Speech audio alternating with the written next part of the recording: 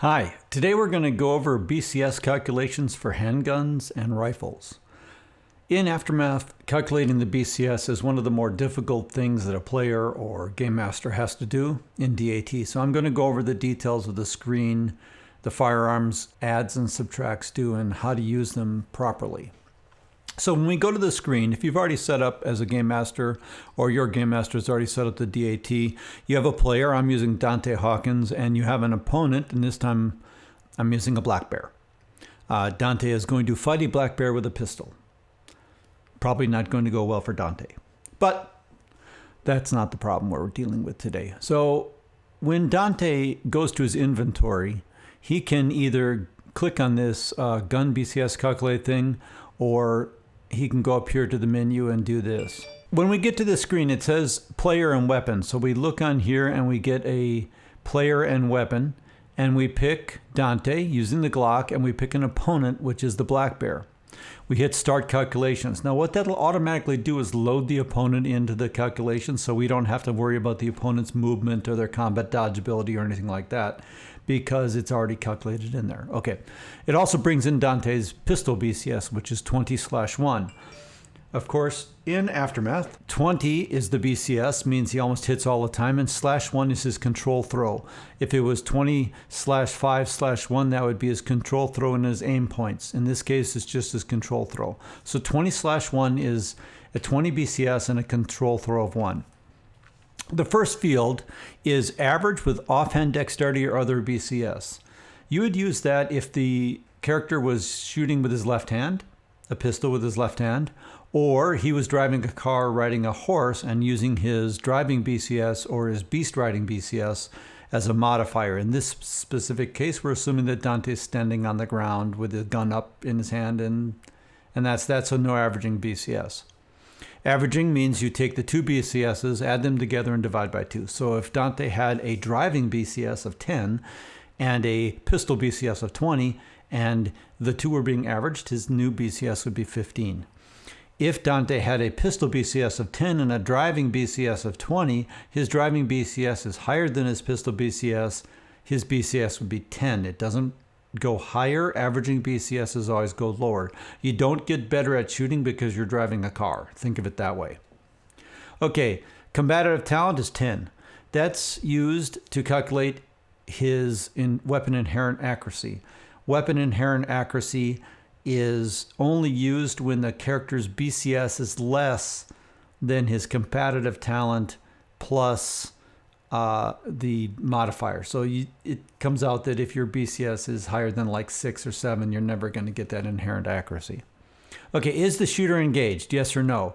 If the shooter is engaged, then they have to roll a deafness AST or abort their attack. Dante is not engaged. The bear is still far enough out of his zone of influence. Is the skill being averaged?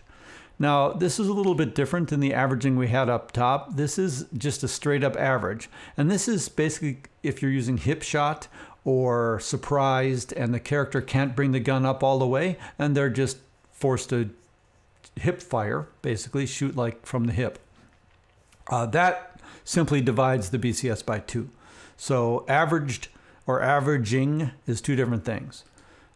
In this case, we'll assume that Dante is not using an average BCS. You have restrictions, distractions, and situational modifiers.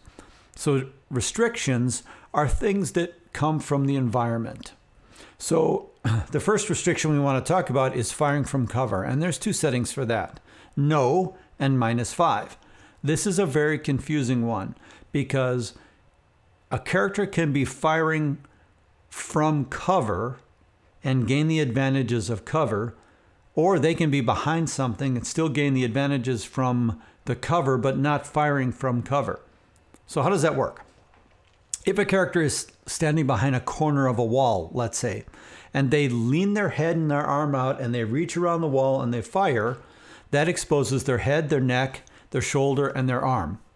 If someone shoots at them and hits any other location and can't penetrate the wall, then the shot is a miss, even though they rolled a successful BCS to hit. That's the -5. If you're not using -5, then Dante is actually stepping around the corner, exposing most of his body, maybe his left foot isn't exposed, but most of his body, and he shoots. Somebody shooting at him would have head, neck, torso, and legs that they could hit. So if you take the -5, you're eking around the cover and hiding. And if you don't take the -5, then you're just stepping out to shoot. Now, if someone's, where this becomes problematic is if somebody's shooting over top of a hood of a car. Are they taking the -5? Let's say they're standing right up against the car, leaning against it. Are they taking the -5? No, they're not hugging the cover. They're simply allowing the cover to cover their waist and below.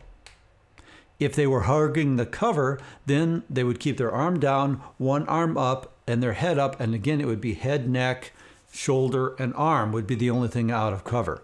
So that works really well if you want to take the -5 and get protected. Sometimes you don't even have to take it. So if you're standing behind a car and it just covers your legs, you don't get the -5. However, close object over 1 meter tall, and that's not people, that's objects. If a tall object over 1 meter tall is in your zone of influence, you take a number of minuses equal to that. So if you're standing next to a corner and both of those pieces of the wall are in your zone of influence, or you have your back to a wall, or you're standing up against a car, then you take -1 for each one of those objects. In the example where Dante is standing behind the car, if he takes the -5 for cover, then he doesn't get the -1 for the object because the object is not a restriction.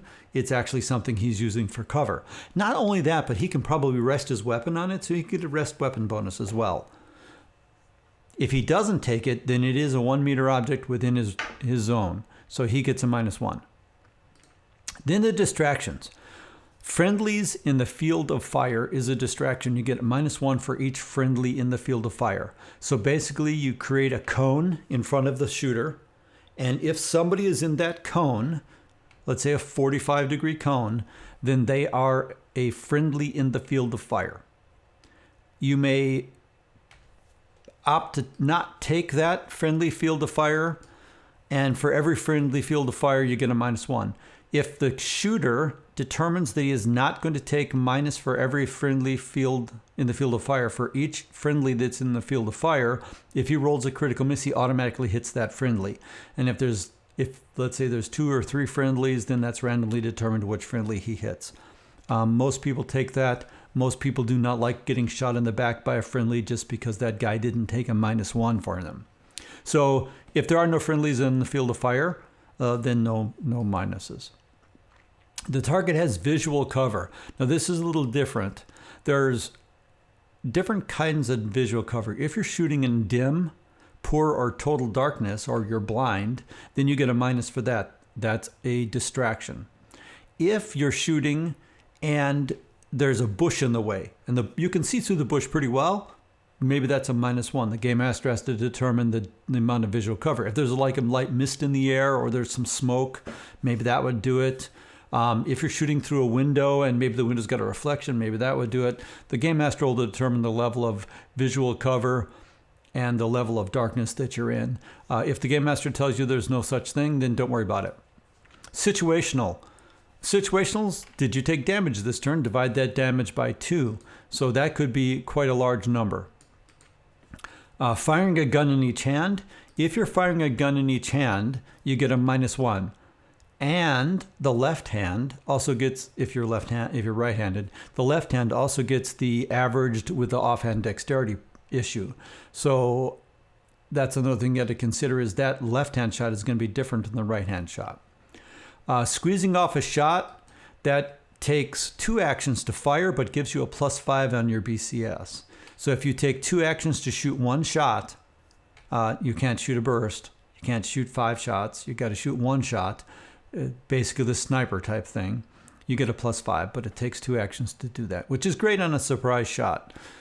Surprised, if you're surprised, and by the way, this indicator here will average the BCS, and that averaging means cutting the BCS in half, the initial BCS, and then you take all the subtractions from that. It doesn't take the final BCS. It takes that 20 that Dante has and makes it a 10 and then subtracts from there. Surprised is determined by the game master. Newly acquired target, -2. Remember, a newly acquired target is for the entire fire action. Even if you fire 3 times in one action, The -2 is for each one of those shots, not the first shot in the series, every shot in that series for your first fire action. Stance, sight, and brace, or stance, rest, and brace, you get a +3. Keep in mind that when you go into stance, it adds +1. Stance and rested weapon is +2. Stance and brace is +2. Stance, brace, and using the sight is +3. The only way you can use a sight on a gun is if you're using stance, sight, and brace. So if you have an optical sight, you only get that benefit if you're in stance, sight, and brace. Remember, it takes one action to stance, one action to brace, and one action to sight. However, some weapons do have the ability to stance and sight and brace in one turn, or stance and sight in one turn. It just depends on the weapon. If you have a weapon with a swivel sling and some sort of optical peep sight or a laser sight, you can probably get stance, sight, and brace in one turn. Normally it takes 3 actions. So 1 action or 3 actions depending on the weapon that you have. That adds a nice little thing to it. One of the things that you can do is before you enter DAT, say I'm stancing, sighting, and bracing my weapon so that you're in that stance when DAT starts. It saves a lot of time. If you're not firing from a front hex, then that has a subtraction to it. And if you look at the zone of influence, if you look at the zone of influence chart, it'll tell you that the front hex and the side hex and the rear side 2 hexes and the rear hex are like 180 degree from both sides of the shooter. So if they're within 180 degrees at the front of the character, then it's a front hex. If you're shooting into the hex side that's behind you and to the side, it's a side hex. And if you have to shoot directly behind you, it's a rear hex. And the truth is that if you're going to be shooting to a rear hex, you're going to get a pretty bad thing. And if you look at that modifier, it's -2 to the side and -4 to the rear. Not as bad as if you're swinging a weapon there, but it is somewhat restrictive to shoot behind you. Is the shooter moving? If you take a combat move, you get a -1. Combat move can be taken when you're taking an action. So if you take a fire action, you may still move 1 hex with a -1. However, you can take a fire action while you're walking and a fire action while you're running. It requires you to go to hip fire, which is of course half your BCS, and then of course -2, or hip fire for running and -4. BCS modifications, that would be if your gun has a BCS modification on it. Some guns are +1, +2, +3, depends. Match weapons are a good example of that. A match weapon might have a +3. It's not common for BCS guns to have a +1 or +2, but it is possible, and some guns do have that. The next column, you get your weapons modifiers. The only thing you have to set is your range. And the range is based on the weapon you've chosen in the very first pull down. So if you're within 10 meters, you get a +1. It also calculates your recoil. All you have to do is say number of rounds fired this phase. Let's say we're going to fire 3 rounds. You took fire 3. So you're going to do firing 3 rounds with an auto-loading pistol. In this case, Dante doesn't suffer any recoil effects for that. And then you hit calculate. And that'll give you your total BCS. I didn't take any modifiers on there. So the only modifier is the WDA for the bear, which was a 2, but I got a +1 for range. So that gave me a 19. Now, the interesting thing about this, and I'll just add one more thing on here, is when you go back to the DAT aid, this now shows up as Dante's gun. And it says that he's fighting a black bear. He's using an auto-loading pistol. He's firing at a bear with a combat dodge ability of 2. He's firing 3 rounds. He's at short range.